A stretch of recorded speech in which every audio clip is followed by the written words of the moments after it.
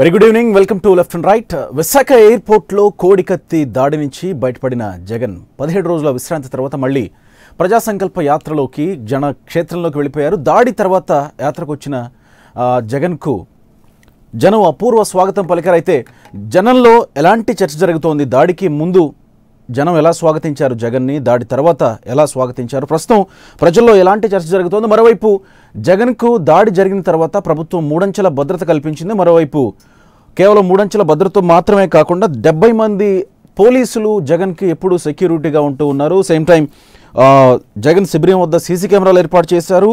ఆహారం కూడా పరిశీలించిన తర్వాతే జగన్కు ఇవ్వడం జరుగుతుంది. మరోవైపు ఎవరైనా సెక్యూరిటీ అక్కడ ఉన్నటువంటి సిబ్బందికి అందరికి కూడా గ్రీన్ కార్డులు అలాట్ చేశారు. వాళ్ళు మాత్రమే, గ్రీన్ కార్డ్ హోల్డర్స్ మాత్రమే అక్కడ ఐడెంటిటీ కార్డ్ వేసుకొని ఉండాల్సి వస్తుంది. మరోవైపు జగన్ని కలుసుకునే సాధారణ ప్రజలు ఎవరైనా ఉంటే కనుక వాళ్ళకి రెడ్ కార్డ్ ఇచ్చారు. మరోవైపు నాయకులు ఎమ్మెల్యేలు ఎవరైనా కలవాలంటే కనుక అక్కడ బ్లూ కార్డ్ తోటి వాళ్ళకి వెళ్లాల్సి ఉంది. మొత్తంగా దాదాపు 3000 కిలోమీటర్లు పూర్తి చేసుకొని 3211 కిలోమీటర్లు ఈరోజు పూర్తి చేసుకున్నారు. విజయనగరం జిల్లా సాలూరులో జగన్ ప్రజా సంకల్ప యాత్ర కొనసాగుతోంది. 295వ రోజు. అయితే మొత్తంగా ప్రస్తుతం ప్రజల్లో ఎలాంటి చర్చ జరుగుతోంది? జగన్ దాడి తర్వాత అనేక విశ్లేషణలు వచ్చాయి, అనేక చర్చలు మనం చూసాం. మరోవైపు ఈ మధ్యకాలంలో జగన్ గారి తల్లి అయినటువంటి విజయమ్మ ప్రెస్ మీట్ కానీ, ఆ తర్వాత ఈ మధ్యకాలంలో జరిగినటువంటి హర్షకుమార్ కొన్ని స్టేట్మెంట్లు కానీ, ఆ తర్వాత ఇంకా కారం శివాజీ స్టేట్మెంట్లు, మొత్తంగా చాలా వరకు పార్టీల మధ్య ఒక రకమైన యుద్ధ వాతావరణం నడిచింది. మీరంటే మీరని. కానీ ఇప్పటికీ జనాలకి కొన్ని డౌట్స్ ఉన్నాయి, నాయకులకి డౌట్స్ ఉన్నాయి, పార్టీలకి డౌట్స్ ఉన్నాయి.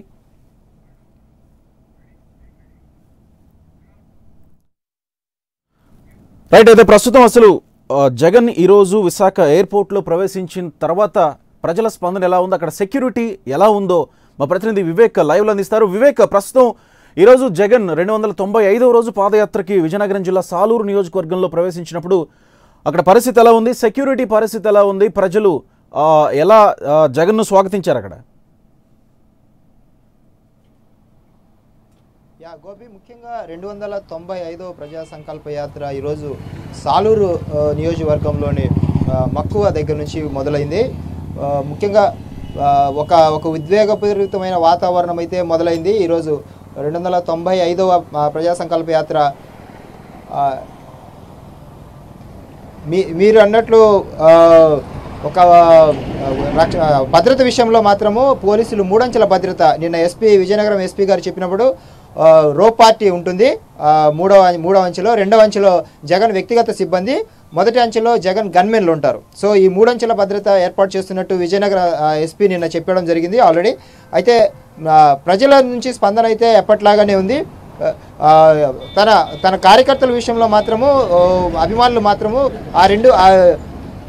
ఈ యొక్క దాడి తర్వాత మా యొక్క నాయకుడికి ఏమవుతుందో అనే ఒక భయం అయితే వాళ్ళ కార్యకర్తల్లో, వాళ్ళ ఆలోచనలో స్పష్టంగా మాతో మాట్లాడడం జరిగింది. ముఖ్యంగా పిల్లి సుభాష్ చంద్రబోస్ మాజీ మంత్రి మనతో మధ్యాహ్నం మాట్లాడినప్పుడు భద్రత విషయంలో ప్రభుత్వము గతంలో అలసత్వంగా వహించిన మాట వాస్తవమైన, ఈరోజు భద్రత విషయంలో కొంచెము మంచిగానే కనిపిస్తుంది అని, పాజిటివ్గానే ఆశావాహంగా ఉందనే కోణాన్ని అయితే ఈరోజు చెప్పడం జరిగింది. ప్రజలు ఎలాంటి అభిప్రాయం వ్యక్తం చేస్తున్నారు? అంటే ప్రజలు జగన్ని నేరుగా కలవడానికి అవకాశం ఉందో? వాళ్ళకు కూడా సాధారణ ప్రజలు ఎవరన్నా కలవాలంటే కనుక వాళ్ళకి కూడా కొన్ని కార్డ్స్ ఇష్యూ చేసి ఆ కార్డు ఉంటేనే వారిని లోపలికి అనుమతించడం, లేకపోతే ఆ శిబిరం దగ్గర ఆ సీసీ కెమెరాలు ఏర్పాటు చేసి ప్రత్యేకంగా పరిశీలించి వాళ్ళని అనుమతిస్తున్నట్లు తెలుస్తుంది. ప్రజలు ఎలాంటి అభిప్రాయం వ్యక్తం చేస్తున్నారు? అంటే ఏమన్నా అసహనానికి ఫీల్ అవుతున్నారా, లేకపోతే ఇలా కలవడం మంచిదే అన్నట్టు ఏమైనా ఫీల్ అవుతున్నారు? ప్రజలు ఎట్లా ఫీల్ అవుతున్నారు? ముఖ్యంగా రెండు కోణాలు చెప్పొచ్చు. గతంలో ఈ 3 అంచెల భద్రత లేనప్పుడు ఎవరు పడితే వాళ్ళు ఆ రో పార్టీ లోపలికి వెళ్ళినప్పుడు సెల్ఫీలు అవి తీసుకునేవాళ్ళు. అయితే ఇప్పుడు లోపల రో పార్టీ దాటుకొని జగన్ కలవడానికి వెళ్ళినప్పుడు ముఖ్యంగా మహిళా పోలీసులను కూడా ఇప్పుడు కొత్తగా ఏర్పాటు చేశారు. మెటల్ డిటెక్టర్తో ప్రతి మహిళను చెక్ చేసి, బాడీని చెక్ చేసి లైన్గా నిలబెట్టి, మన విజువల్స్లో కూడా చూసాము, లైన్గా నిలబెట్టిన తర్వాత ఒక్కొక్కరిని మహిళను చెక్ చేస్తూ పంపిస్తున్నారు. అయితే గతంలో ఇది ఉండేది కాదు, ఇది ఈసారి నుంచి కొత్తగా చేశారు. అయితే మీరన్నట్టు భద్రత విషయంలో ఇలాగ జరిగిన తర్వాత ఇలాగా ఎటువంటి అలసత్వం తీసుకోకూడదని డ్రోన్ కెమెరాలు కూడా ప్రతి మార్గం మొత్తం రూట్ మొత్తము భద్రత విషయంలో డ్రోన్ కెమెరాలు కూడా ఈరోజు ఏర్పాటు చేశారు. మొత్తం రూట్ తను నడిచే రూట్ అంతా డ్రోన్ కెమెరాలతో రికార్డ్ చేస్తున్నారు. 3 అంచెల భద్రత. అయితే ముఖ్యంగా ఇంతకు ముందు పోలీస్ తెగిన ఇప్పుడు కలవడం కొంచెం ఇబ్బందికరమైన అయినప్పటికీ మా నాయకుడి భద్రత ముఖ్యం కాబట్టి అలాగే ఉండాలని వైసీపీ కార్యకర్తలు కొందరు అభిమానులు కొందరు మనతో మాట్లాడినప్పుడు చెప్పడం జరిగింది. గోపి, వివేక్, ఈ దాడి ఘటనకు సంబంధించి జగన్ కానీ లేకపోతే నాయకులు కానీ సీనియర్ నాయకులు కానీ ఎవరైనా స్పందించారా? ఏం చెప్తున్నారు? మనతో పిల్లి సుభాష్ చంద్రబోస్ గారు మధ్యాహ్నం మాట్లాడినప్పుడు ఒకటే చెప్పారు, ప్రభుత్వము పూర్తి విచారణ చేయకముందే ఆ రోజు 25వ తారీఖు ఘటన 1 గంట లోపలనే వచ్చి అలాంటి స్టేట్మెంట్ ఎలా ఇస్తారు, బాధ్యతారాహిత్యము అనే ఒక కోణాన్ని స్పష్టంగా చెప్పారు. మరోవైపు తనకదు తానే దాడి చేయించుకొని సానుభూతి కోసం చేశారు అనేది ఏదైతే చెప్పారో అది బేస్లెస్ ఆరోపణ అన్నట్టు, పూర్తిగా అది నిరాధారమైన ఆరోపణ, అలాంటివి ప్రభుత్వం నుంచి చేయకూడదు అనే ఒక స్పష్టమైన మెసేజ్ని ఆయన అయితే మనకు మధ్యాహ్నం అందించడం జరిగింది. Gopi, right, thank you Vivek.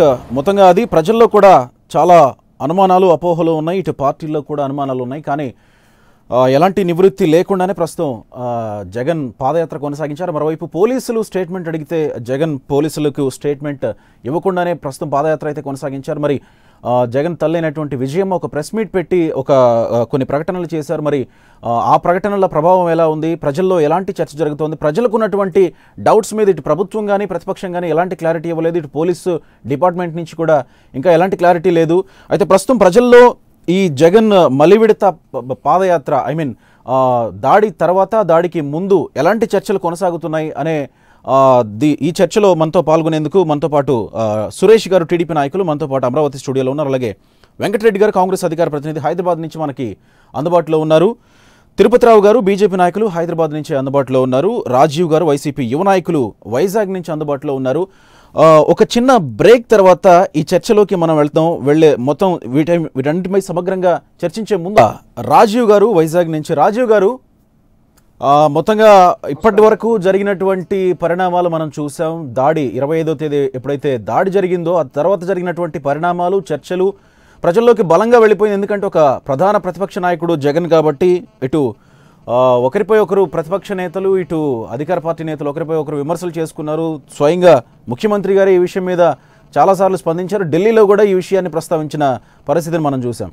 మొత్తంగా ఈరోజు దాడి తర్వాత ఈ చర్చలన్నీ జరిగి అయిపోయిన తర్వాత వైజాగ్ ఎయిర్పోర్ట్లో దిగినటువంటి జగన్కి అపూర్వ స్వాగతం లభించినట్టు మనం చూస్తూ ఉన్నాం.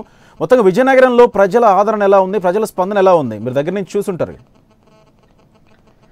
ప్రజల స్పందన చాలా అపూర్వంగా ఉందండి. ఎందుకంటే నిన్న జగన్మోహన్ రెడ్డి గారి గురించి కూడా విశాఖపట్నం ఎయిర్పోర్ట్కి ఏ విధంగా జనం వచ్చారంటే ఇసుక వేస్తే కూడా రాలనంత విధంగా కొన్ని వేల మంది, వందల వేల కార్లు కూడా విశాఖపట్నంకి వచ్చి ఆయనకు అపూర్వమైనటువంటి స్వాగత సుమాంజలు పలికాయి. అదేవిధంగా మళ్ళీ పాదయాత్రలో కూడా ప్రజలు కానివ్వండి, మా పార్టీ కార్యకర్తలు కానివ్వండి, అభిమానులు కానివ్వండి రెట్టింపు ఉత్సాహంతో, రెట్టింపు ఉత్తేజంతో నాయకుడిని మళ్ళీ 17 రోజుల తర్వాత నాయకుడిని చూసినటువంటి కార్యకర్తలు కానీ ప్రజలు కానీ ఇంకా మరింత ఎక్కువగా జగన్ గారిని చూడాలి, జగన్ గారు ఎలా ఉన్నారో తమ కళ్ళతో తాము చూసి తెలుసుకోవాలని ప్రజలు మరింత ఎక్కువగా కూడా పాదయాత్రకు రావడం, పాదయాత్రలో పాల్గొనడం జరిగింది. ఇది మా పార్టీ కార్యకర్తలను అభిమానుల్లో కూడా మాకు నూతన ఉత్తేజాన్ని నింపడమే కాదు, జగన్మోహన్ రెడ్డి గారు మళ్ళీ పుట్టారు, పునర్జన్మనెత్తి మళ్ళీ ప్రజల కోసం ప్రజల్లో ఆయన అడుగు పెట్టారు అన్న విధంగా కూడా మా పార్టీ నాయకులు, కార్యకర్తలు ప్రజల్లో కూడా బాగా బలంగా వెళ్ళడం జరిగింది సార్. మొత్తంగా మొన్న విజయమ్మ గారు వస్తున్నా మొత్తంగా విజయమ్మ గారు ప్రెస్ మీట్ పెట్టి నాకు కడుపు కోత మిగల్చొద్దు, నా కొడుకుని మీ మధ్యకు పంపిస్తున్నానని ప్రెస్ మీట్ పెట్టుకుని కీలకమైన వ్యాఖ్యలు చేశారు. అంటే జగన్ ఏమో ఇప్పటి వరకు పోలీసులకు ఎటువంటి స్టేట్మెంట్ ఇవ్వలేదు జరిగినటువంటి దాడి మీద. విజయమ్మ గారు చేసినటువంటి వ్యాఖ్యల్ని ఎలా చూడాలి? అంటే ప్రజలకు ఎలాంటి మెసేజ్ ఇస్తున్నారు? మా పార్టీ గౌరవ అధ్యక్షురాలుగా శ్రీమతి వైఎస్ విజయమ్మ గారు మొన్న ఏదైతే మాట్లాడుతూ కొన్ని ముఖ్యమైనటువంటి విషయాలు మా గౌరవ అధ్యక్షురాలు గారు ప్రస్తావించడం జరిగింది మీడియా ముఖంగా. అందులో ఏమిటంటే మీరు ఇప్పుడు అన్నారు జగన్ గారు పోలీసులకు ఇప్పటిదాకా స్టేట్మెంట్ ఇవ్వలేదని. కానీ అదే జగన్మోహన్ రెడ్డి గారు కోర్టులో పిటిషన్ కూడా వేయటం జరిగింది. నా కేసుని థర్డ్ పార్టీ ఐదర్ సిబిఐ కానీ మరో మూడో పార్టీ, ఆ మూడో పార్టీ ఏ విధంగా ఉండాలి అంటే ఆంధ్రప్రదేశ్ ప్రభుత్వం ఏదైతే చంద్రబాబు నాయుడు గారు నడిపేటటువంటి సర్కారు, రాష్ట్ర సర్కారు తలదూర్చే విధంగా ఉండని ఒక థర్డ్ పార్టీతో దీని ఇన్వెస్టిగేషన్ జరిపించమని జగన్ గారు కోరటం జరిగింది. అందులో మరీ ముఖ్యంగా విజయమ్మ గారు చెప్పినటువంటి అంశం ఏమిటంటే రాష్ట్ర పోలీస్ శాఖ పైన మాకు గౌరవం ఉంది, రాష్ట్ర పోలీస్ శాఖ పైన మాకు నమ్మకం లేకపోవడం అంటూ ఏమీ లేదు. కానీ వాస్తవం ఏమిటంటే కరెక్ట్ గా పనిచేసేటటువంటి ఈ రాష్ట్ర పోలీస్ శాఖను మొత్తం చంద్రబాబు నాయుడు గారి సర్కారు తప్పుడు ఆదేశాలు ఇస్తూ అధికార దుర్వినియోగంతో అధికారుల మీద ప్రెజరైజ్ చేస్తూ వాళ్ళని ఇన్ఫ్లుయెన్స్ చేస్తూ వాళ్లతో కొంతమంది అధికారులతో తప్పులు చేయించే విధంగా చంద్రబాబు నాయుడు గారి సర్కారు గత 4 ఏళ్లుగా కూడా నడుస్తా ఉంది. కాబట్టే మాకు నమ్మకం లేదంటున్నాం అని చెప్పి కూడా విజయమ్మ గారు చాలా సుస్పష్టంగా చెప్పడం జరిగింది. మరి అదేవిధంగా ఏదైతే మాట్లాడితే రాష్ట్ర పోలీసు మీద నమ్మకం లేదని మాట్లాడుతూ ఉన్నారు టీడీపీ వారు కానీ మిగతా వాళ్ళు కానీ చాలా మంది, విజయమ్మ గారు సుస్పష్టంగా ఒక సూటి ప్రశ్న వేశారు చంద్రబాబు నాయుడు గారికి. ఈ రోజు చంద్రబాబు నాయుడు గారు ఆనాడు ప్రతిపక్షంలో ఉండగా ఆయన మీద అలిపిరి ఘటన జరిగినప్పుడు ఆయనకి జెడ్ కేటగిరీ సెక్యూరిటీ అనేటువంటిది కేంద్ర ప్రభుత్వం ఇవ్వడం జరిగింది. బ్లాక్ కమాండర్స్ ఏదైతే చంద్రబాబు నాయుడు గారు చుట్టూ వాళ్ళ రక్షణ వాళ్ళు ఏదైతే ఉంటారో, మరి చంద్రబాబు నాయుడు గారు ప్రభుత్వం వచ్చేసిన తర్వాత వాళ్ళని తీసేసి ఏపీ పోలీసులనే పెట్టుకోవచ్చు కదా.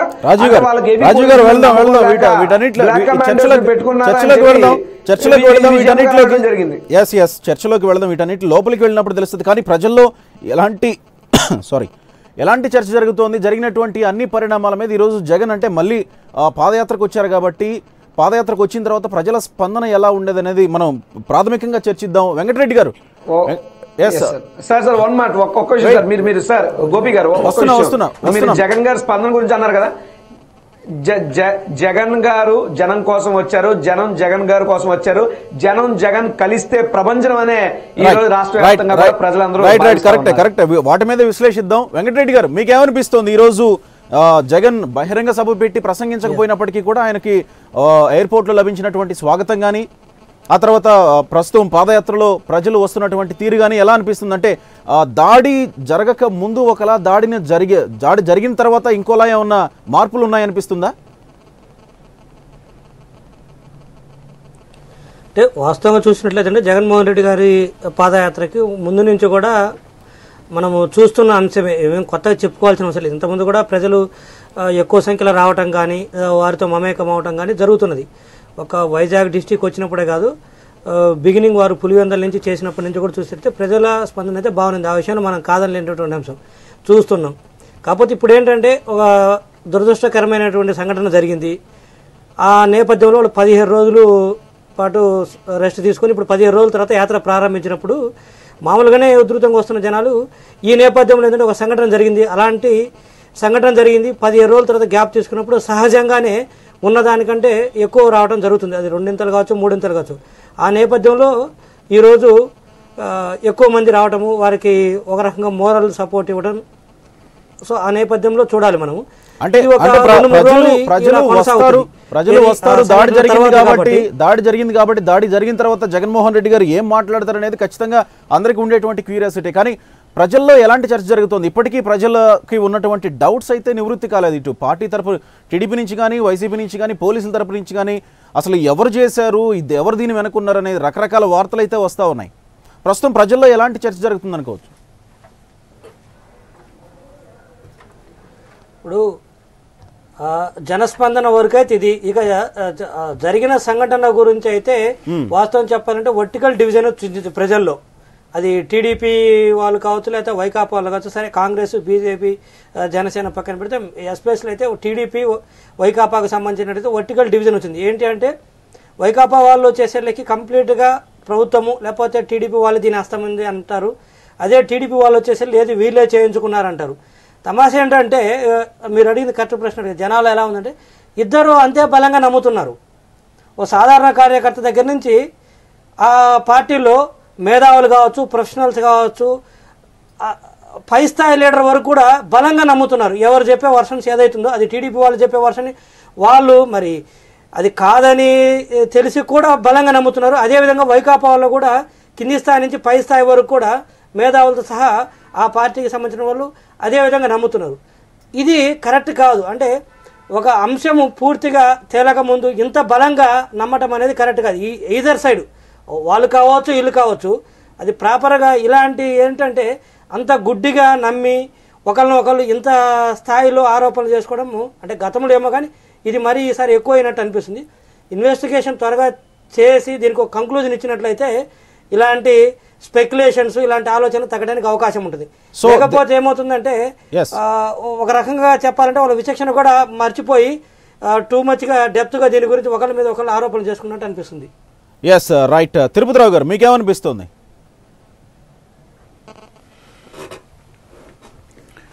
ఇప్పుడు ఈ ఏదైతే జగన్ గారిపై జరిగినటువంటి దాడి, దీని మీద పార్టీల పరంగా ఎవరి తాలూకా వాదన, ఎవరి తాలూకా విధానం వాళ్ళకు ఉంది. ఇది దాన్ని మనం తప్పుపడడానికి కూడా లేదు. అంటే ఒక అవకాశం వచ్చేటప్పుడు ఇదర్ నెగిటివ్ ఆర్ పాజిటివ్ దాన్ని వినియోగించుకోవాలని చెప్పేసి ఒక రాజకీయ పార్టీగా వాళ్ళు ఎవరో చూస్తూనే ఉంటారు, ఎవరైనా అంతే. అది దాన్ని పక్కన పెడితే ప్రజల్లో ఒక గందరగోళం ఉన్నది. అది మొదటి రోజు ఏదైతే దాడి జరిగినాడు ఏదైతే పరిస్థితి ఉందో ఇప్పటికీ అదే పరిస్థితి. వాళ్ళ భగవంతుడి దయ వలన ఆయన గాయం తగ్గింది, మళ్ళీ పాదయాత్రకు ఆయన వెళ్ళాడు. సరే, ఇందులో అంశాలు ఏంటంటే, ఒకటి విజయమ్మ గారి ప్రెస్ మీటు. అంటే ప్రెస్ మీటు అనేది విజయమ్మ గారు అప్పీల్ చేశారు అనేసి అంటే ఆ పార్టీకి వారు అధ్యక్షురాలుగా, గౌరవ అధ్యక్షురాలుగా అప్పీల్ చేసిన, తల్లిగా ఏదన్నా ఆవేదన చెందినా లేదు, ఏదైనా సపటికి బయట పక్షం చూసేది మళ్ళీ రాజకీయంగానే చూస్తుంది, స్వపక్షం చూసేది సానుభూతితో చూస్తుంది. కానీ మొదటి రోజు ఏ పరిస్థితుల్లో ఒక సాధారణ ఆంధ్రప్రదేశ్ రాష్ట్రానికి చెందినటువంటి ఒక సాధారణ పౌరుడు ఏ పరిస్థితుల్లో ఉన్నాడో ఇన్ని రోజుల తర్వాత ఇవాళ కూడా అదే పరిస్థితుల్లో ఉన్నాడు. దీనికి కారణం ఎవరు? వైఎస్ జగన్ అంటారు, చంద్రబాబు నాయుడు. వైఎస్ జగన్ ఎలా అవుతున్నాడు? ఈ కారణాన్ని బయటికి తేవాల్సినటువంటి వ్యక్తి వైఎస్ జగన్ కాదు. నీకున్నటువంటి అధికారంతో, నీకున్నటువంటి వ్యవస్థలతో బయటికి ప్రజలకు చెప్పాల్సినటువంటి ఆవశ్యకత రాష్ట్ర ప్రభుత్వం మీద ఉంది. కూడా ఇప్పటికీ కూడా ప్రజల్లో వైకాపా మీద ఆరోపణలు చేయటము, లేకపోతే దీని వెనక బీజేపీ ఉందనడం, లేకపోతే జనసేన ఉందనడం, ఇవన్నీ తప్పిస్తే ఇప్పటికొచ్చి రాష్ట్ర ప్రభుత్వం నుండి ఏమన్నా ముందుకు వెళ్ళిందా? రాష్ట్ర ప్రభుత్వం మొదటి రోజుకి ఇవాళ జరిగినటువంటి రోజుకి ఏదన్నా ముందుకి ప్రజలకు చెప్పగలిగిందా అనేదంటే ఏమీ లేదు, సున్నా. ఇక్కడ ఇంకొక విషయం ఏంటంటే, పాపం జగన్మోహన్ రెడ్డి ఇవాళైతే 295వ రోజు అంటున్నారు. వాస్తవంగా ఆయన మొన్నెప్పుడో ఆయన ప్రారంభించి నుండి ఒక సంవత్సరీకం కూడా అయిపోయింది. చాలా విభిన్న వాదనలు వినిపించాయి. సంవత్సరీకం నాడు ఆయన వచ్చి ఉంటే బాగుండేది, మళ్ళీ పునఃప్రారంభిస్తే బాగుండేది, లేకపోతే రకరకాలుగా ఉన్నాయి. గాయం 2 రోజుల్లో తగ్గిపోతుంది అన్నారు, ఎందుకు ఇన్ని రోజులు ఎందుకు పట్టింది? ఇవన్నీ రకరకాలైనటువంటి వాదనలకు ఏదైనప్పటికీ పరిస్థితికి మాత్రం ఇవన్నీ ఉన్నాయి. కానీ జగన్ ఈ దాడి తర్వాత ఏమన్నా సంపాదించుకోగలిగారా లేక కోల్పోయారా అని అంటే ఏం చెప్పొచ్చు? అంటే ఇక్కడ ఒక అంశం అండి. ఇప్పుడు నేను ఇందాకే చెప్పాను, వాళ్ళ నాయకుల వరకు, వాళ్ళ కార్యకర్తల వరకు ఇవాళ కొత్తగా పెరిగిందేమీ లేదు ఈ దాడి తర్వాత. ఓకే, లేకపోతే తెలుగుదేశం నాయకుల వరకు, తెలుగుదేశం కార్యకర్తల వరకు కొత్తగా పెరిగిందేమీ లేదు. లేకపోతే భారతీయ జనతా పార్టీ, లేకపోతే కాంగ్రెస్ పార్టీ, జనసేన, ఇప్పుడు వాళ్ళ వరకు వాళ్ళు జగన్ మళ్ళీ వచ్చాడు కాబట్టి కొంత ఉత్సాహం ఉంటుంది. దానివల్ల ఏంటనేసి అది ప్రజల్లో ఎప్పుడైతే ఈ క్లారిటీ వస్తుందో, ఈ గందరగోళ పరిస్థితులకి ఫుల్ స్టాప్ పెట్టినప్పుడు మాత్రమే మీరు అడిగిన ప్రశ్నకి సరైనటువంటి సమాధానం ప్రజల నుండి వస్తుంది. ఆవేళ మనం చెప్పగలం.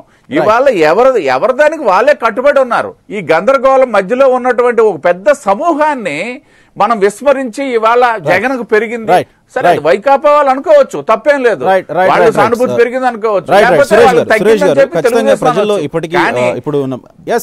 సమూహాన్ని విస్మరించి మనం అయితే ఒక అభిప్రాయానికి రావడానికి లేదు. రైట్ సురేష్ గారు, ఖచ్చితంగా మీరు సమాధానం చెప్పాల్సిన అవసరం ఉంది. ప్రజల్లో ఇప్పటికీ డే 1 నుంచి ఇప్పటికీ అవే డౌట్స్ ఉన్నాయి. కొంచెం కూడా ముందుకు వెళ్ళని పరిస్థితి ప్రభుత్వం నుంచి ఇప్పటి వరకు, లేకపోతే పోలీసుల నుంచి కానీ ఒక స్పష్టమైన ఇది జరిగింది, ఇది మొత్తం దీని మీద ఉన్నటువంటి నివేదిక ఇది అనేటువంటి నివేదిక మాత్రం ఇప్పటివరకు రాలేదు. కానీ జగన్ వచ్చిన తర్వాత మళ్ళీ టీడీపీ నాయకులు జగన్ని ఆరోపించడం, లేకపోతే వైసీపీ నాయకులు చంద్రబాబుని మీద ఆరోపించడం, ఇవి సర్వసాధారణం అయిపోతూ ఉన్నాయి. ఎందుకు ఇంకా లేట్ అవుతూ ఉంది అని మీరు అంటారు? ఇప్పుడు అందరూ మాట్లాడే వాళ్ళందరూ కూడా రాజకీయ అవసరం లేదంటానే రాజకీయంగా మాట్లాడాలనే ప్రయత్నం, రాజకీయం చేయాలనే ప్రయత్నం చేస్తున్నారు. మీరు గత సంవత్సరం నుంచి పైగా వారి యొక్క పాదయాత్ర స్టార్ట్ అయింది. మీకు పాదయాత్రలో వారు 3000 కిలోమీటర్ల పైగా 3200 కిలోమీటర్లు నడిచినంతలో ఎక్కడా కూడా చిన్న సంఘటన గత సంవత్సరంలో జరగలేదు. అది పోలీసులు ఇచ్చినటువంటి భద్రత, పోలీసులు తీసుకున్నటువంటి చర్యల వల్లనే జరిగింది. ఈ సంఘటన ఎయిర్పోర్ట్ లోపల జరిగింది. చేసిన ఈ సంఘటన దాడికి పాల్పడిన శ్రీనివాసరావు కూడా అతనే చెప్పాడు, జగన్మోహన్ రెడ్డి గారు ఎంత ప్రయత్నం చేసినా గత 2014 ఎలక్షన్లో ఆయన ముఖ్యమంత్రి కాలేకపోయాడు, ఈసారన్నా ఆయన ముఖ్యమంత్రి కావాలని చెప్పేసి నేను ఈ పని చేస్తున్నాను. మళ్ళీ పాత ఆరోపణలే, మళ్ళీ నేను పాత ఆరోపణ మాట్లాడుతున్నవి ఇవన్నీ పాత ఆరోపణ కాదు. అంటే ఒక నిమిషం చెబుతున్నాను, ఇది నా కల్పితం కాదు. అక్కడ దాడికి పాల్పడిన అతను చెప్పింది ఎయిర్పోర్ట్లోనే, బయట ఎక్కడా జరగలేదు. ఇది వెంటనే దాడి జరిగిన వెంటనే గనక ఆ నిందితుడు పారిపోయి ఉండి దొరకలేదంటే మొట్టమొదటి గంటలోనో 2 గంటల్లోనో ఎవరేది మాట్లాడినా బాధ్యత రాయొచ్చు అని అనుకోవచ్చు. కానీ నిందితుడు దొరికాడు. నిందితుడు ఫస్ట్ వీళ్ళు పట్టుకుని మన జగన్మోహన్ రెడ్డి గారు అప్పుడు వచ్చినటువంటి లెటర్లు పట్టుకుని సిఐఎస్ఎఫ్ వాళ్ళకి అప్పచెప్పటం, సిఐఎస్ఎఫ్ వాళ్ళు మళ్ళీ వెంటనే ఆ పోలీసులకి అప్పచెప్పటం, అక్కడే ఈ ఎయిర్పోర్ట్ లోపలే ఈ అతన్ని ఇంట్రాగేట్ చేస్తే ఫస్ట్ ఇన్ఫర్మేషన్లో సరే వెంటనే మన హోమ్ మినిస్టర్ గారు రాజప్ప గారు మాట్లాడారు, ఇట్లా ప్రజాస్వామ్యంలో ఇటువంటి దాడులు జరగకూడదు, ఖండిస్తున్నాము, ఖచ్చితంగా హింసకు తావులేదు అని కరెక్ట్గానే చెప్పారు. ఆ తర్వాత అక్కడ ఉన్నటువంటి ఏం జరిగిందో సంఘటనని ఫస్ట్ హ్యాండ్ ఇన్ఫర్మేషన్గా తీసుకుని అది పలానా అతను చేశాడు, వాళ్ళ జగన్ గారి అభిమాని అని తెలిసింది అని చెప్పేసి మాత్రం స్టేట్మెంట్ చేశారు డీజీ గారు. ఆ తర్వాత ఎప్పుడైతే ఇదైందో మీరు వైఎస్ఆర్సీపీ నాయకుల యొక్క పరిశీలించండి. ఈ సంఘటనని దృష్టిలో పెట్టుకుని ఈ సమాజంలో ఏ రకంగా ఉద్రిక్తతలు లేవదీయచ్చు, ఈ శాంతి భద్రతలకి లేకుండా చేయొచ్చు. ఒకళ్ళ టైర్లు తగలబెట్టడం, ఒకళ్ళ గ్లాసులు తగలబెట్టడం. అక్కడికి జగన్మోహన్ రెడ్డి గారు ఎయిర్పోర్ట్లోనే చెప్పెళ్ళారు, నాకేం కాలేదు, చిన్న సంఘటన, అతను వదిలేయండి అని చెప్పి కూడా వెళ్ళారు. అప్పుడే కనుక జగన్మోహన్ రెడ్డి గారు ఒక స్టేట్మెంట్ చేసేసినట్టయితే నాకేమీ జరగలేదు, మీరెవరో కూడా వైఎస్ఆర్సీపీ కార్యకర్తలు ఎవరో కూడా ప్రజలు కూడా ఆందోళన చెందమాకండి, నాకు బాగానే ఉందని చెప్పేసినట్టయితే, బాధ్యతగా చెప్పేసినట్టయితే అసలు ఇది ఉండేది కాదు. గంటన్నర పట్టింది హైదరాబాద్ ఎయిర్పోర్ట్కి చేరుకునేసరికి. ఈ చేరుకున్న తర్వాత ఈ లోపలనే మరి ఎక్కడి నుంచి ఆదేశాలు వచ్చినాయో అక్కడి నుంచి మొదలెట్టారు. చంద్రబాబు నాయుడు గారికి ఇందులో పాత్ర ఉంది, ఏ1 ముద్దాయి చంద్రబాబు నాయుడు గారు అని మాట్లాడుతూ ఉంటే అప్పుడు యాక్చువల్గా ఆ రోజున కలెక్టర్ల సమావేశం జరుగుతుంటే అందులో వారు ఉన్నారు. తెలుసుకుని ముందు రాజప్ప గారు వెళ్ళి మాట్లాడమన్నారు, మాట్లాడారు. పరిస్థితులని గమనించుకుని రాజప్ప గారికి అప్పచెప్పారు, ఏం జరుగుతుందో మొత్తం చేయమని చెప్పేసి. ఎక్కడా కూడా హింసక తావు లేకుండా ఈ కొత్తగా ఏర్పడిన రాష్ట్రం హింసకు కనుక సమాజంలో పరిస్థితులు శాంతి భద్రతలు విఘాతం కలిగితే ఈ పెట్టుబడులు రావాల్సిన రాష్ట్రం ఇది. అందుకని చెప్పేసి వాళ్ళు శాంతి భద్రతలకి ఏ రకమైన చర్యలు తీసుకోవాలో అన్ని రకాల చర్యలు తీసుకున్నారు. అయితే ఈ లోపలనే ఒక నిమిషం జరిగింది, ఒక నిమిషం అదే జరిగింది. అక్కడ వరకు ప్రజలందరూ క్లారిటీగానే ఉన్నారు. కానీ ప్రజల్లో ఒక రకమైనటువంటి ఉద్రిక్తతలో లేవదే ప్రయత్నం, దీని నుంచి మనం ఏ రకంగా లబ్ధి పొందాలనే ప్రయత్నం, ఇది కరెక్ట్ కాదు. ఎవరైనా సరే ఆ రకమైనటువంటి ప్రయత్నాలు చేశారు. ఢిల్లీ నుంచి బీజేపీ వాళ్ళ పాత్ర ఖచ్చితంగా ఉంది ఇందులో. ఈ రాష్ట్రంలో ఏ రకంగా అయినా సరే శాంతి భద్రతలని కూలదోసి ప్రభుత్వాన్ని కూలదేశాలి, ఈ శాంతి భద్రతలు జరగలేదు. మరి మీకు ఎప్పుడైతే అతను నేను జగన్ అభిమాన్ని, నేను ఆయన కోసమే చేసి, ఆయన రేపు ముఖ్యమంత్రి కావాలని చేసి అని చెప్పినాక అందరూ ఎవరి కాళ్ళు చల్లబడిపోయింది మొత్తం కూడా. ఆ రకమైన పరిస్థితులు జరిగినాయి. అయితే వారు హాస్పిటల్లో చేరారు. మరి ప్రతిపక్ష నాయకులు క్యాబినెట్ ర్యాంక్ హోదాలో ఉండి మరి వెంటనే అక్కడే ఉన్నటువంటి ఎయిర్పోర్ట్ పోలీసులకి ఆయన ముందుగా చెప్పాల్సింది కనుక చెప్పేసి స్టేట్మెంట్ ఇచ్చేసి వారు నెమ్మదిగా తర్వాత ఫ్లైట్లో రావచ్చు, ఇంకో ఫ్లైట్లో రావచ్చు, వచ్చేసినట్టు అసలు ఏ గొడవ ఉండేది కాదు. ఈ రోజు వరకు వారు నోరెప్పలేదు. నిన్న వారు తల్లిగారు విజయమ్మ గారు మాట్లాడారు, బిడ్డని మీరే కాపాడుకోండి, మీరే చేయండి అని చెప్పేసి. అంటే మళ్ళీ పక్కన స్టేట్మెంట్ కోసం ఆంధ్ర పోలీసులు వెళ్తే నేను ఆంధ్ర పోలీసులు నమ్మను. మరి ఈరోజు ఆంధ్ర పోలీసులే కాదు అంటే మీరేం చెప్తారు ప్రజలకి ప్రజలకి ఇటువంటి సంఘటనలు జరిగినప్పుడు వాళ్ళు ముందే బాధ్యతగా కనుక వ్యవహరించినట్టయితే ఇంత ఫ్లేరప్ అయి ఉండేది కాదు. దీని నుంచి ఎలాగోలా లబ్ధి పొందామని ఒకళ్ళు, దీని మీద సానుభూతి రావాలని ఒకళ్ళు, ఈ రకమైనటువంటి శాంతి భద్రతలు కనుక విఘాతం కలిగితే ఈ ప్రభుత్వాన్ని రద్దు చేసి ఏదో ఒక రకంగా ఇక్కడ రాష్ట్రపతి పరిపాలన, గవర్నర్ పరిపాలన పెట్టాలని ఇంకొక పార్టీ, జాతీయ పార్టీ, ఈ రకమైనటువంటి కరెక్ట్ కాదు. అది అప్పుడే శ్రీనివాసరావు ఆ రకమైనటువంటి ఎప్పుడైతే వచ్చినాయో అందరూ చల్లారిపోయింది, ఇందులో ఏమి లేదని చెప్పేసి. అయితే మీరు బాధ్యతగా సురేష్ గారు మాట్లాడినటువంటి మాటలతో మీరు వస్తున్నా రాజు గారు వస్తున్నా మీ దగ్గరికి వస్తాను. సురేష్ గారు మాట్లాడుతున్నారు అప్పుడే గనక దీనికి ఒక ఫుల్ స్టాప్ పెట్టుంటే గనక అయిపోయి ఉండేదని. కానీ ఇప్పుడు ప్రజల్లో జరుగుతున్నటువంటి చర్చలు వేరు.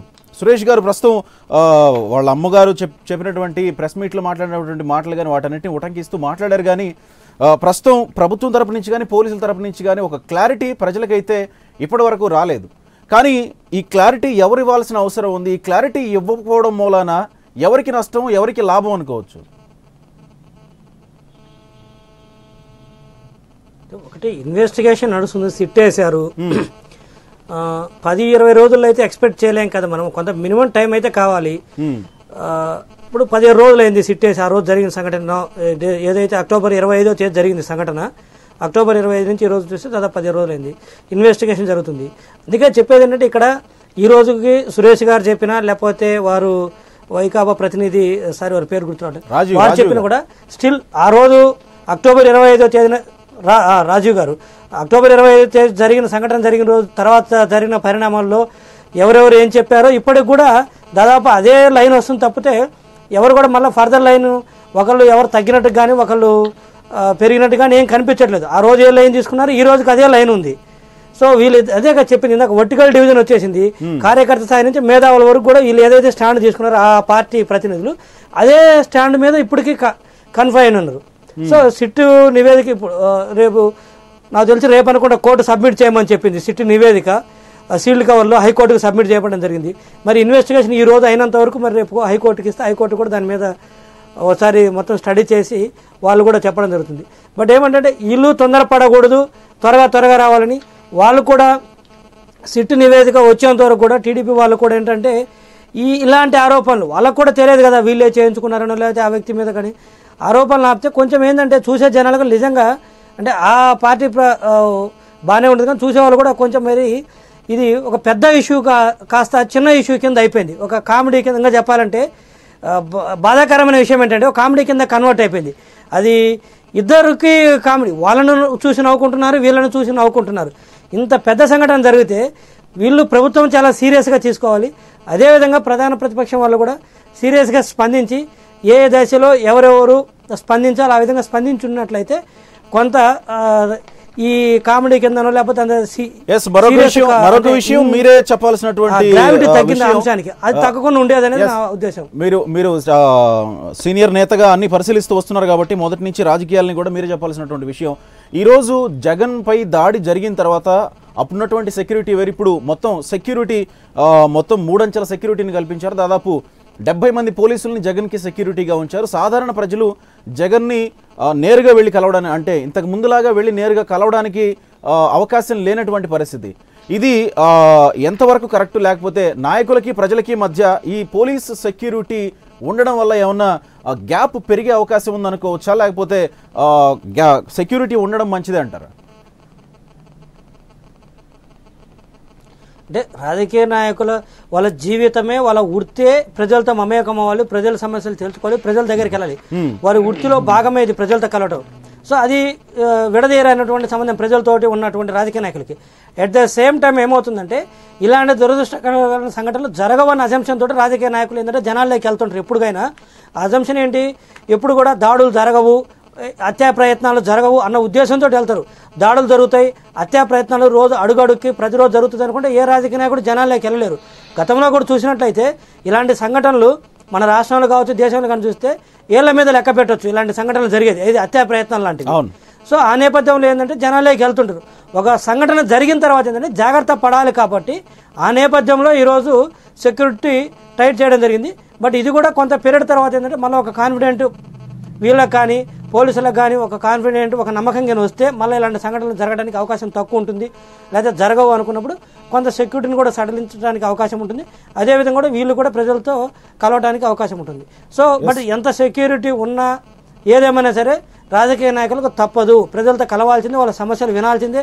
అది వైకాపా కావచ్చు, లేకపోతే టీడీపీ కావచ్చు, ఇంకా కాంగ్రెస్ కావచ్చు, ఏ పార్టీ అయినా సరే, ఏ లీడర్స్ అయినా తప్పదు, ప్రజల్లోకి వెళ్లాల్సిందే. ఒకటేంటంటే ఇలాంటి సంఘటనలు ఏంటంటే జరిగేటప్పుడు కంటే ముందుగానే మనకున్న ఇంటెలిజెన్స్ వ్యవస్థను ఉపయోగించుకొని వీలైనంత వరకు జరగకుండా చూసుకోవాలి. మనకి ఇంకా ఇంటెలిజెన్స్ వ్యవస్థ ఉన్నది. రాజు గారు ఇప్పుడు జగన్ డైరెక్ట్ గా ప్రజలతో జగన్ కలవడానికి కానీ అవకాశం లేని పరిస్థితి. ఇదేమన్నా మీ పార్టీకి నష్టం చేకూర్చే అవకాశం ఉందా? లేదు సార్, ఖచ్చితంగా ప్రజలందరూ కూడా వాళ్ళ సహాయ సహకారాలు మాకు అందిస్తా ఉన్నారు. అలాగే జగన్మోహన్ రెడ్డి గారికి యువకులన్నా, పిల్లలన్నా, మహిళలన్నా చాలా గౌరవం. ఖచ్చితంగా వాళ్ళు కనబడితే ఆయనే ఆగి వాళ్ళందరినీ మనిషికి కూడా కలుస్తారని మేము భావిస్తా ఉన్నాం. ఖచ్చితంగా ఈ రోజు పాదయాత్రలో కూడా చాలా మంది మహిళలు వస్తే వాళ్ళందరినీ ఒక లైన్ లో నిలబెట్టి కాస్త సమయం ఎక్కువ పడుతుంది తప్ప ప్రతి ఒక్కరిని కూడా ఆయన కలుసుకునే ముందడుగేస్తున్నారు పాదయాత్రలో. తర్వాత ఏంటంటే ఇందాక పెద్ద టీడీపీ ప్రతినిధి గారు మాట్లాడుతూ కొన్ని మాటలు చెప్పారు. ఆయన ఇది బస్సు అద్దాలు బద్దలయ్యాయి, లేకపోతే టైర్లు గాలాయి అని. సార్ దయచేసి అవన్నీ అవాస్తవాలు. దయచేసి మీరు అటువంటి అవాస్తవాలు, అభూత కల్పనలు చేసే ప్రయత్నం చేయొద్దండి. ఎందుకంటే దాడి జరిగినప్పుడు నేను కూడా జగన్ గారు పక్కనే ఉన్నాను. తర్వాత మీరు నిరసనలు చేసిందే మేము, ధర్నాకు రోడ్డు మీద బైఠాయించింది మేము. మీరు కావాలంటే పోలీస్ రికార్డ్స్, ప్రెస్ రిపోర్ట్స్ అని తెప్పించుకుని చూడండి తప్ప దయచేసి మీకు తెలియని విషయాలు తెలిసినట్టు ప్రజలు నమ్మే విధంగా దయచేసి చెప్పొద్దని చెప్పి మేము కోరుతా ఉన్నాం. తర్వాత జగన్మోహన్ రెడ్డి గారు నాకేం కాలేదు, మీరు అందరూ జాగ్రత్తగా ఉండండి అని జగన్ గారు చెప్పలేదని ఆయన అంటా ఉన్నారు. సోషల్ మీడియా ఫాలో అవ్వలేమో మేము అనుకున్నాం. ట్వీట్ చేశారు వైజాగ్ లోనే, గోపి గారు let me complete my version చెప్పుండొచ్చు కదా అని అంటారు. సురేష్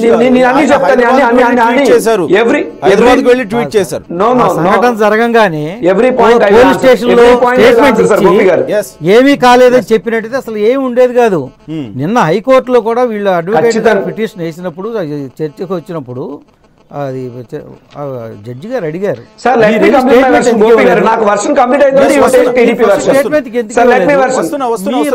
రక్త మరకలు మీరు ఎందుకు ఇవ్వలేదు అని చెప్పేసి మేము ఏదైతే వాదన చేస్తున్నామో అదే వాదన నిన్న కోర్టులో కూడా జడ్జి గారు అడిగారు మీ అడ్వకేట్ ని.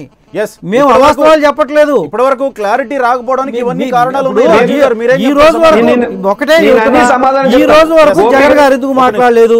జగన్ గారు మాట్లాడలేక మీ వాళ్ళ అమ్మగారితో మాట్లాడిచ్చారా? సార్ మీరు చెప్పండి. నిన్న మీరు అన్నారు అమ్మగారు కూడా మాట్లాడేటప్పుడు మీరు మధ్యలో రావద్దు. నేను మాట్లాడేటప్పుడు మీరు మధ్యలో రావద్దు. నేను కంప్లీట్ చేసినప్పుడు అప్పుడు మీరు మాట్లాడదు. మీరు కంప్లీట్ చేయండి.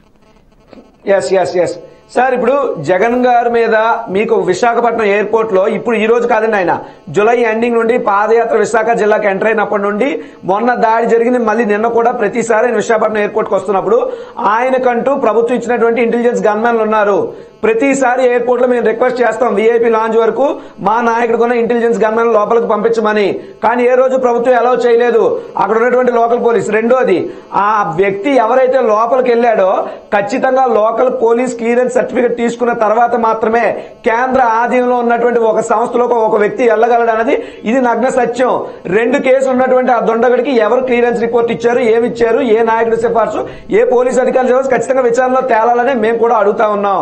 రెండోది, జగన్ గారు అక్కడ ఫస్ట్ ఎయిడ్ చేయించుకున్న అక్కడ ఉన్నటువంటి గోపి గారు పాత ఆరోపణలే, ఇవన్నీ పాత ఆరోపణలే. కానీ ఏంటంటే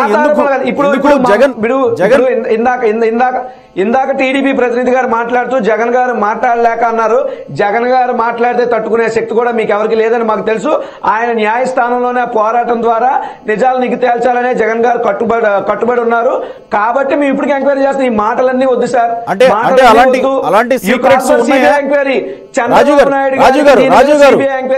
రాజు గారు బద్దలయ్యే సీక్రెట్స్ ఉంటే ఎందుకు మాట్లాడట్లేదు? బద్దలయ్యే సీక్రెట్స్ ఉంటే ఎందుకు మాట్లాడట్లేదు? జనాలకు క్లారిటీ ఇవ్వచ్చు కదా.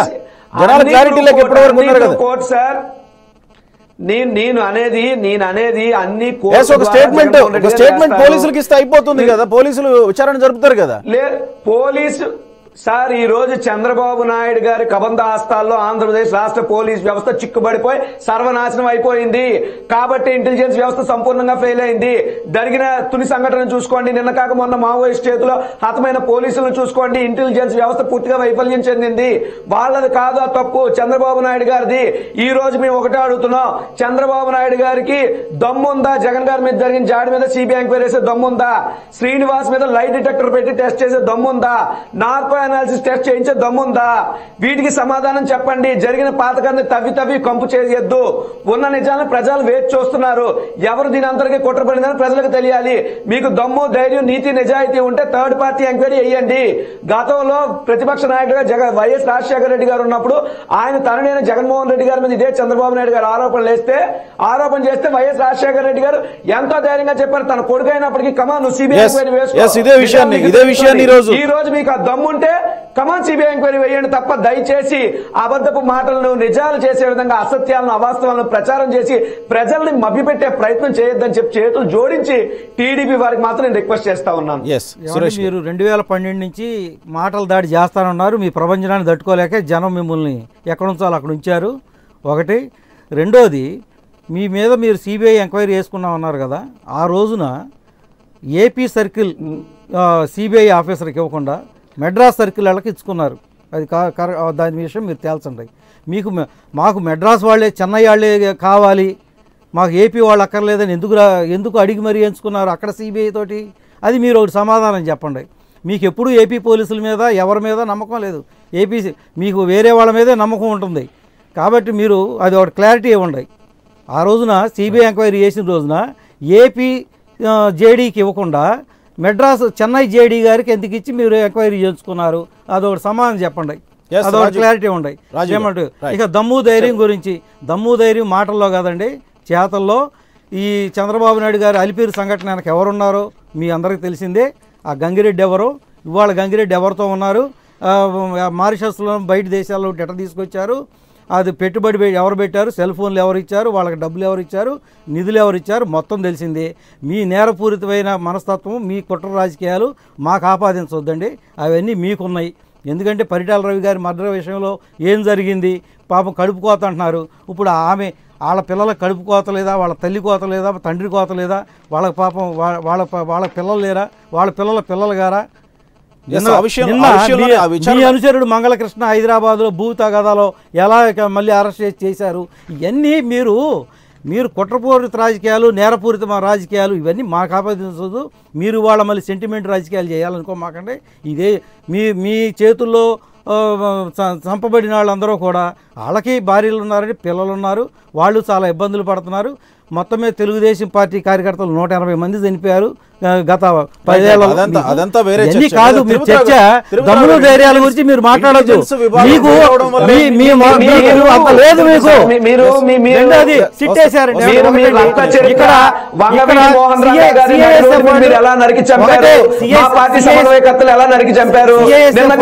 సర్పంచ్ మా కర్మ ఎలా నరికి చంపారు?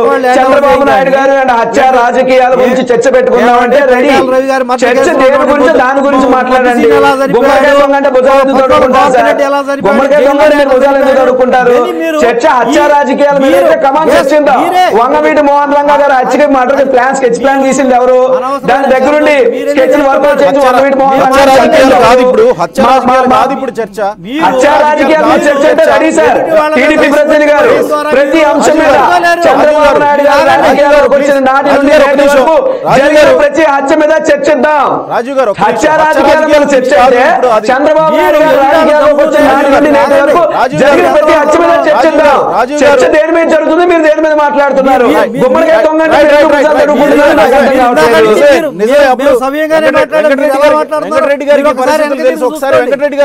వెంకటరెడ్డి గారికి పరిస్థితి లేదు సార్. నేను విషయం మీరు చర్చను పట్టుతో పట్టి తీసుకెళ్తారు.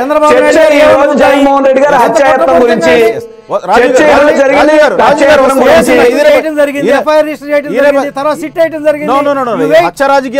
రాజకీయాల గురించి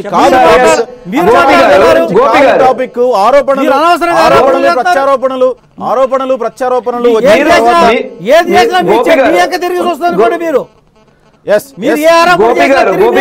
సిట్ గురించి మాట్లాడారు.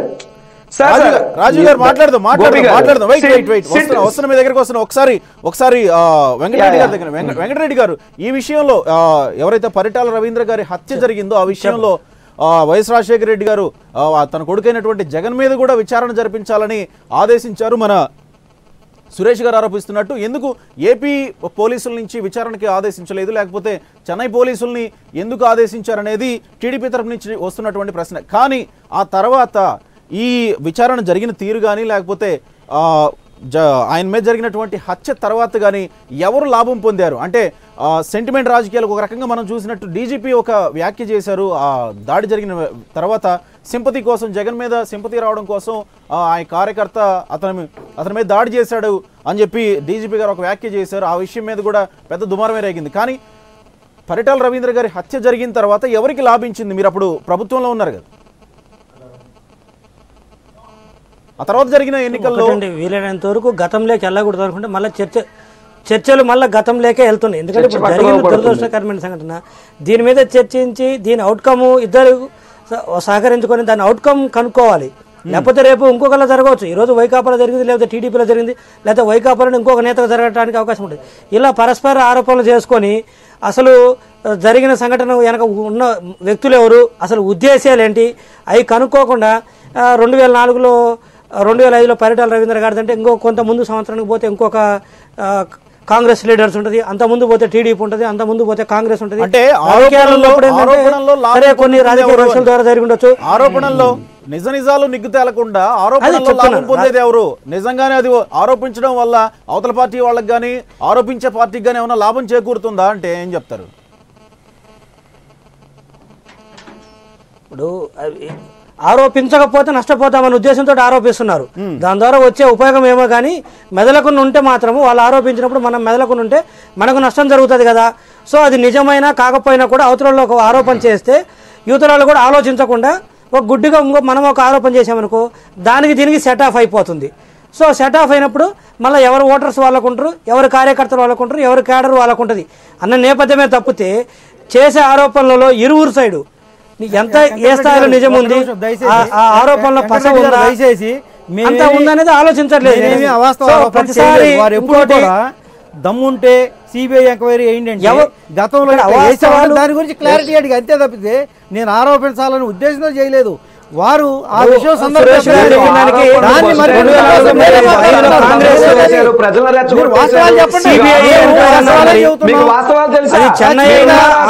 అయినా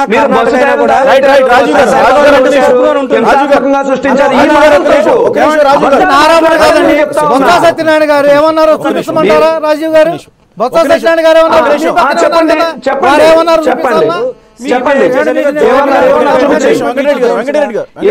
చూపించండి. మీరు ఏమన్నారో మీ దగ్గర ఉంటే చూపించండి. రాజు గారు సిబిఐ వచ్చేసరికి వెంకటరెడ్డి గారు కార్యం సిబిఐ వచ్చేసరికి జోనల్స్గా విడిపోయి ఉంటుంది, జోనల్ వ్యవస్థగా ఉంటుంది. బట్ ఎన్ని జోనల్స్గా విడిపోయినా కూడా అల్టిమేట్ సిబిఐ హెడ్ వచ్చేసరికి central bureau of investigation central government చేతులు ఉంటుంది. ఆ రోజు ఆంధ్రప్రదేశ్ వాళ్ళతో చేయించారా లేదా చెన్నై లేదా ఇంకొక జేడీ అనేది అప్రస్తుతం. ఎందుకంటే ఒకవేళ ఆంధ్రప్రదేశ్ వాళ్ళతో చేయించారనుకోండి, ఆంధ్రప్రదేశ్ వాళ్ళతో చేస్తే పర్సన్స్ ఆంధ్ర వాళ్ళు అయ్యుండొచ్చు కానీ బట్ అల్టిమేట్ రిపోర్ట్ చేసేది డైరెక్షన్స్ అంతా కూడా సెంట్రల్ నుంచే వస్తుంది. అంటే సెంట్రల్ ఏజెన్సీ కాబట్టి, ఎన్ఫోర్స్మెంట్ ఏజెన్సీ సెంటర్ కాబట్టి. మళ్ళీ ఇంకొక ఆరోపణలు కూడా ఉంటాయి కదా, ఒకవేళ స్టేట్ అనుకోండి మళ్ళీ వీళ్ళు ఇన్ఫ్లుయెన్స్ చేస్తున్నారు అనడానికి కూడా అవకాశం ఉంటుంది. సో అది కరెక్ట్ కాదు. ఆ రోజు పరిస్థితుల ప్రకారం ఆ రోజు ఎందుకు నిర్ణయం తీసుకున్నారో ఈ రోజు అయితే మనకు వాస్తవం పూర్తి తెలియదు. సో ఆ రోజు అయితే ఎంక్వైరీకి కాల్ ఫర్ చేసింది వాస్తవము. సరే ఎంక్వైరీ చెన్నై తమిళనాడు జోనల్లో ఉండే జేడీకి వెళ్ళిందా లేకపోతే Andhra Pradesh JD joint director or corresponding officer deal చేసినది ఇష్యూ కాదు. జరిగింది ఆ రోజు, ఆ తర్వాత జరిగిన సంఘటనలన్నీ మనకు తెలుసు. ఇలా తవ్వుకుంటూ పోతే ఏంటంటే ఎక్కడ కూడా ఈ రాజకీయాల్లో ప్రత్యర్థుల మీద దాడులు ప్రతి దాడులు కామన్. అది ప్రభుత్వ పై స్థాయిలో జరగవచ్చు, లేకపోతే వ్యక్తిగత కక్షంతో జరిగినా కూడా వాళ్ళకి గ్రామ స్థాయిలో కానీ ఆ జిల్లా స్థాయిలో కానీ జనరల్గా ఏంటంటే రాజకీయాలు ఉన్నప్పుడు ఓ రెండు పార్టీల మధ్యలోకి వస్తుంది. ఇది వాళ్ళు సమ్టైమ్స్ మనం చాలా చూస్తాం. హత్యలు ఎలా ఉంటాయంటే వాళ్ళు వ్యక్తిగత గొడవలతో హత్యలు జరుగుతాయి, కానీ పాలిటిక్స్లో ఉన్నప్పుడు ఏమవుతుందంటే అది రెండు పార్టీల మధ్య వైరుధ్యంగా ఏర్పడడానికి అవకాశం ఉంటుంది. సో ఈ గ్యాప్ను మనము సరి చేసుకోవాలంటారు. వ్యక్తిగతంగా జరిగిందా లేకపోతే రెండు పార్టీల మధ్య వైరుధ్యంతో జరిగిందా అనేది చూసుకోవాలి. అలా కాకుండా ప్రతిదీ రాజకీయంలో చేశారనుకోండి ఇలానే వస్తాయి. ఇక ఆరోపణలు అంటారా, చెప్పాను తిరుపతిరావు గారు, ఆరోపణలు నిజాల కంటే కూడా వాళ్ళు చేశారు కాబట్టి మనం చేయాలి. ప్రస్తుతం జరుగుతున్న పరిణామాల నేపథ్యంలో ఒకవైపేమో వైసీపీ సిబిఐ ఎంక్వైరీ చేయమంటారు, ఇంకొక వైపేమో వీళ్ళు సిట్ వేసాము విచారణ కొనసాగుతుంది అని అంటారు. సిబిఐ ఎంక్వైరీ వేయాలంటారా లేకపోతే సిట్ ఎంక్వైరీ సరిపోతుంది అంటారా? పోలీసుల మీద నమ్మకం లేదు అని జగన్ ఆరోపించడం ఎంతవరకు కరెక్ట్ అంటారు? ఇప్పుడు ఇక్కడ ఒక విషయం అండి, సురేష్ గారు చెప్పారు వాళ్ళు చాలా క్లియర్గా ఈ వ్యవహారంలో ముందుకెళ్తున్నట్టు ఆయన చెప్పుకొచ్చారు. మొట్టమొదట ఇందాక ఎవరో ప్రస్తావించారు, మొట్టమొదట ఏపీ ఇంటెలిజెన్స్ ఫెయిల్ అయ్యింది. దానికి కారణం ఏంటంటే ఏపీ ఇంటెలిజెన్స్ ను వాళ్ళు తీసుకొచ్చి తెలంగాణ ఎన్నికల్లో చంద్రబాబు నాయుడు వాడుతున్నందువలన ఏపీ ఇంటెలిజెన్స్ పనిచేయడం మానేసింది. దాని పర్యవసానం ఏదైతే ఇవాళ ఒక గిరిజన ఎమ్మెల్యే చనిపోయాడు నక్సలైట్ల తాలూకా కాల్పుల్లో, ఇంకొక మాజీ ఎమ్మెల్యే చనిపోయాడు. అది వాళ్ళకి సంబంధించినటువంటి నాయకులే, వాళ్ళు గ్రహించగలిగితే మంచిది. రెండోది ఇవాళ ప్రతిపక్ష నాయకుడి మీద దాడి జరిగింది. సరే, ఈ ప్రతిపక్ష నాయకుడి మీద దాడి జరిగినటువంటి దాడి వాళ్ళు క్లియర్ గా ఉన్నారని చెప్తున్నారు కదా. నేను 3 ప్రశ్నలు వాళ్ళకి సంధించదలుచుకున్నా. ఒకటి, దాడి జరిగింది మధ్యాహ్నం విశాఖ విమానాశ్రయంలో. సరే, దాడి జరిగిన తర్వాత నేను క్షేమంగా ఉన్నానని చెప్పేసి వైఎస్ జగన్ చెప్పి ఆయన యథావిధిగా ప్రయాణం కొనసాగించారు. ప్రయాణం కొనసాగించిన తర్వాత ఆయన ఏదైతే హైదరాబాద్ ఎయిర్పోర్ట్ లో దిగి ఆయన నేరుగా హాస్పిటల్కి వెళ్ళడం జరిగింది. ఈ మధ్యలోనే ఇందాక డీజీపీ స్పందించారని చెప్తున్నారు. డీజీపీ ఏమని స్పందించాడు? స్ట్రైట్ గా చెప్పండి తిరుపతిరావు గారు. డీజీపీ ఆ కార్యకర్త ఆయన వైఎస్ జగన్ అభిమానం వ్యవస్థ దెబ్బతింది కాబట్టి స్పందిస్తారా? నిఘా వ్యవస్థ దెబ్బతింది కాబట్టి తిరుపతిరావు గారు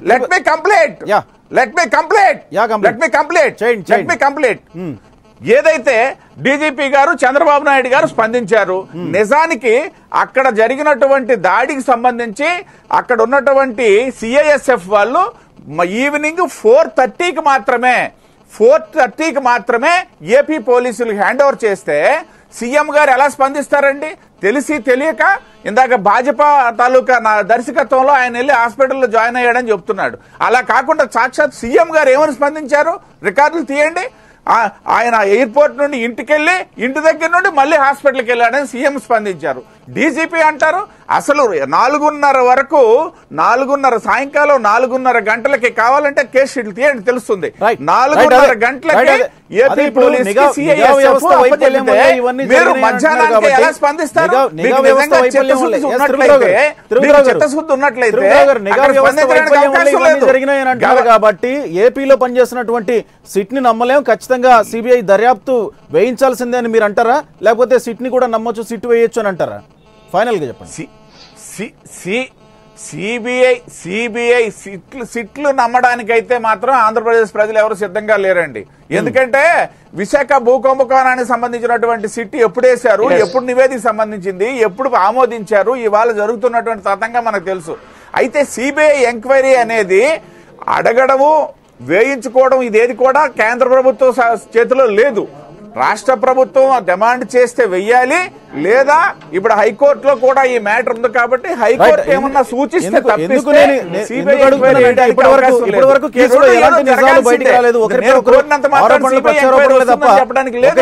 ఆరోపణలు ప్రత్యారోపణలు తప్ప ఈ విషయంలో ఎలాంటి క్లారిటీ రాలేదన్నమాట. అందుకే నేను అడుగుతున్నా, సిట్ విచారణ మీద నమ్మకం లేదన్నట్టు వైఎస్ జగన్మోహన్ రెడ్డి గారు స్టేట్మెంట్ ఇవ్వరు, ఇటు దర్యాప్తుకి రాష్ట్ర ప్రభుత్వం అంగీకరించదు. కానీ ప్రజల్లో ఉన్నటువంటి ఈ డౌట్స్ అన్నింటినీ నివృత్తి చేసేది ఎప్పుడు, ఎవరు నివృత్తి చేస్తారు, ప్రజలకు ఒక క్లారిటీ వచ్చేది ఎప్పుడు? ఖచ్చితంగా ఒక రాష్ట్ర ప్రతిపక్ష నేత మీద దాడి జరిగినప్పుడు ఖచ్చితంగా ప్రజలకు తెలియాల్సిన అవసరం ఉంది.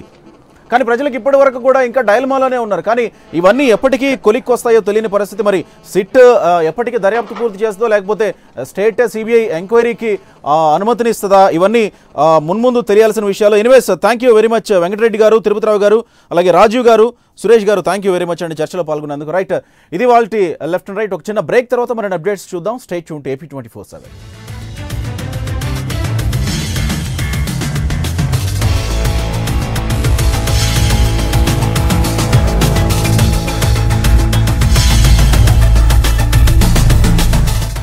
మరియు రిజిస్ట్రేషన్ల శాఖ విజయవాడ, పటమట, గుణదల, కాంకిపాడుకు చెందిన సబ్ రిజిస్టర్లు.